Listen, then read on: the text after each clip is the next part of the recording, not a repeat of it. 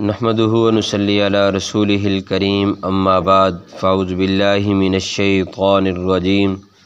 بسم الله الرحمن الرحيم ان الله عنده علم الساعة وينزل الغيث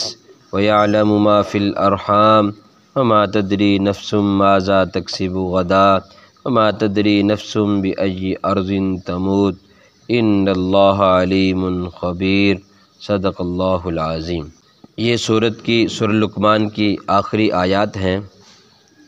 آخری آیات میں سے آخری آیت ہے اور اس میں بہت ہی اہم موضوع ہے۔ میرے اور آپ کے پیارے نبی صلی اللہ علیہ وسلم کے پاس حارث بن عمر آئے،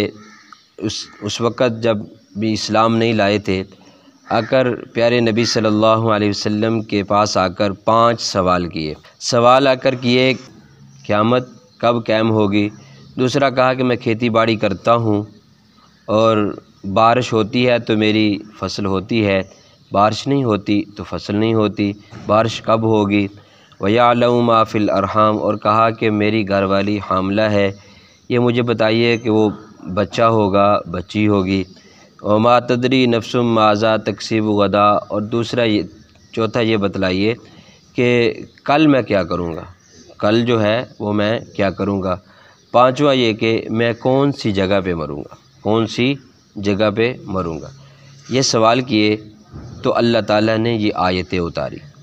اللہ تعالیٰ نے یہ آیتیں اتاری کہ بے شک ان اللہ عندہ، بے شک اللہ کے پاس ہے علم الساعہ، قیامت کا علم، اور فرمایا کہ وَيُنَزِّلُ الْغَيْثَ، اور وہ اللہ جانتا ہے کہ کب بارش برسے گی، وہ اللہ تعالیٰ ہی جانتے ہیں کہ کب بارش برسے گی۔ وَيَعْلَمُ مَا فِي الْأَرْحَامِ، اور اللہ ہی جانتے ہیں کہ کیا ہے رحموں میں، رحموں میں کیا ہے، وہ بچہ ہوگا بچی ہوگی، پورا ہوگا ادھورا ہوگا، ناقص ہوگا کامل ہوگا، خوبصورت ہوگا بدصورت ہوگا، کس طرح کا ہوگا وہ اللہ ہی جانتا ہے۔ ایسے بھی ہوتا ہے کہ بچہ پیدا ہو آدھا ہوتا ہے،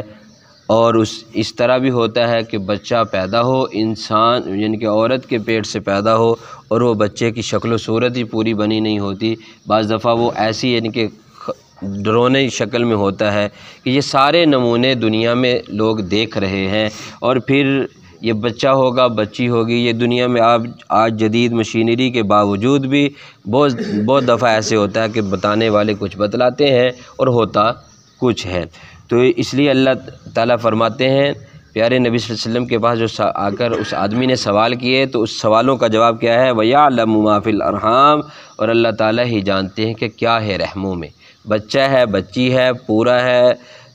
ناقص ہے، کس طرح کا ہے وہ اللہ ہی جانتے ہیں۔ وَمَا تَدْرِي نَفْسٌ مَاذَا تَكْسِبُ غَدًا، اور فرمایا وَمَا تَدْرِي نَفْسٌ، کوئی نفس نہیں جانتا، تمام نفسوں کی یعنی کہ تمام لوگوں کی نفی ہے۔ وَمَا تَدْرِي نَفْسٌ مَاذَا تَكْسِبُ غَدًا، اور نہیں جانتا کوئی نفس بھی مَاذَا تَكْسِبُ غَدًا، وہ کل کیا کرے گا، کل کا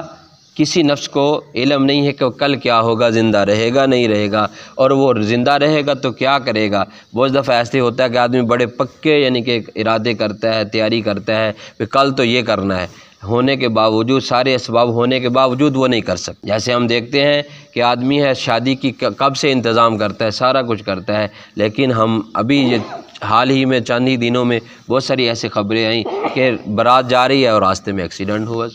دولہا ختم ہو گیا، اور واپسی آ رہے ہیں دولہا دلہن دونوں ختم ہو گئے، اور جا رہے ہیں کچھ لوگ بیچ میں سے یعنی کہ چلے گئے۔ تو یہ کیا ہے؟ خوشیوں میں غمیاں لانے والا اور غمیوں میں خوشیاں دینے والا، اور کل کیا ہونا ہے کسی کو دنیا میں نہیں علم کہ کل کیا ہوگا، رہیں گے نہیں رہیں گے، رہیں گے تو کیا کریں گے، کیا ہوگا، دنیا کے حالات کیا ہوں گے، کیا ہو جائے گا۔ اللہ تعالیٰ فرماتے ہیں وَمَا تَدْرِي نَفْسٌ مَاذَا تَكْسِبُ غَدًا، کوئی نفس نہیں جانتا مَاذَا تَكْسِبُ غَدًا، کل کیا ہوگا، کل کی خبر کسی کو نہیں۔ وَمَا تَدْرِي نَفْسٌ بِأَيِّ أَرْضٍ تَمُوتُ، اور کوئی نہیں جانتا، کوئی نفس نہیں جانتا بِأَيِّ أَرْضٍ تَمُوتُ، وہ کون سی زمین میں مرے گا،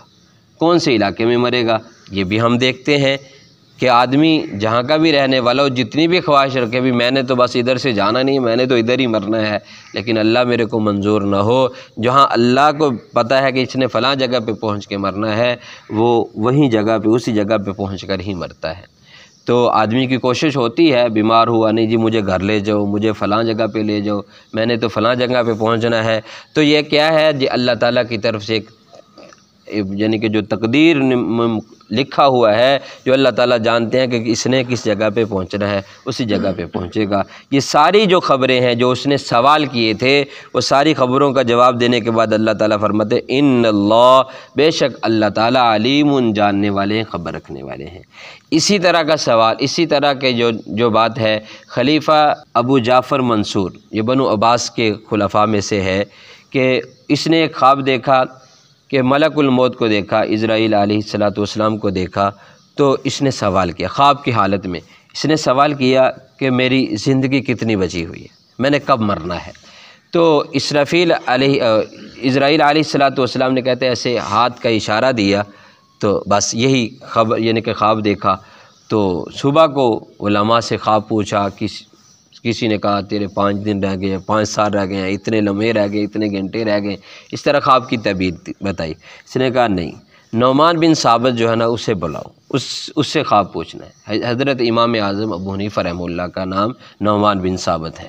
تو کہا انہیں بلاؤ، انہیں بلایا گیا، امام صاحب آئے تو ان سے کہا بھی میں نے خواب یہ دیکھا ہے، اور خواب دیکھنے کے بعد کہا کہ میں نے فلاں فلاں سے یعنی کہ اتنے ساروں سے خواب کی تعبیر پوچھی ہے، انہوں نے کسی نے کہا کہ آپ کے 5 دن باقی ہیں، کسی نے کہا 2 دن، دوسرا 5 گھنٹے باقی ہیں، کسی نے کہا 5 سال زندہ رہیں گے، اس طرح کی پیشین گوئیاں کی ہیں۔ حضرت نے فرمایا، امام صاحب رحمۃ اللہ نے فرمایا سب نے جھوٹ بولا ہے، سب نے جھوٹ بتلایا، غلط بتلایا،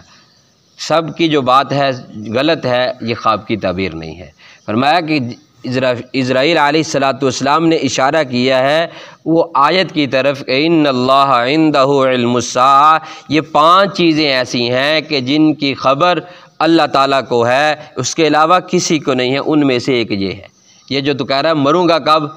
کتنے دن میرے بچے ہوئے ہیں، اس کا علم صرف اللہ کو ہے، ہمیں بھی نہیں ہے۔ تو یہ 5 کی طرف اشارہ کر کے بتلا، یہی جو 5 چیزیں ہیں کہ کب قیامت قائم ہوگی، بارش کب برسے گی، اور رحموں میں کیا ہے، اور کل کیا کرے گا،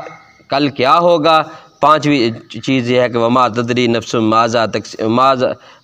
تدری نفس بأی ارض تموت، اور کب مرے گا اور کون سی زمین میں مرے گا۔ یہ 5 چیزیں ہیں، ان میں سے ایک چیز جو موت کی ہے انہی میں ہے، وہ اللہ ہی جانتے ہیں۔ تو اس لیے یہ بھی ہمیں بھی یہ جو چیزیں بیان کی گئیں آج ہمارے اندر، اس میں اختلاف پایا جاتا ہے۔ تو جب قرآن کی واضح آیت ہے اور پیارے نبی صلی اللہ علیہ وسلم کی کچہری میں یہ بات جب آئی ہے، پیارے نبی صلی اللہ علیہ وسلم کی مجلس میں جب یہ بات آئی ہے، تو اللہ نے یہ فیصلہ کیا ہے، تو یہ ہمیں بھی یہی عقیدہ اور نظریہ رکھنا چاہیے۔ اللہ تعالی ہمیں قرآن پاک کو سمجھتے ہوئے، اسی پر زندگی گزارتے ہوئے اور اسی کے مطابق نظریہ بناتے ہوئے زندگی گزارنے کی توفیق عطا فرمائے، تاکہ کل قیامت کے دن یہ قرآن ہمارے لیے شفیع بنے، یہ قرآن ہمارے لیے جنت میں جانے کا سبب بنے۔ تو باقی یہ سورۃ لقمان ختم ہوئی۔ اللہ تعالی ہمیں آگے جو صورتیں رہتی ہیں ان کو بھی صحیح معنوں میں سمجھنے کی توفیق عطا فرمائے۔